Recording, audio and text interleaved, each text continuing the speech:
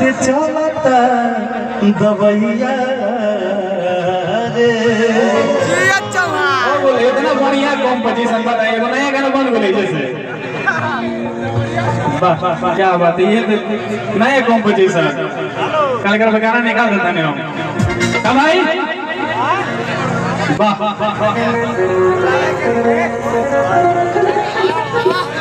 मिट्टी इतना सुगंधित हो गई संगीत से।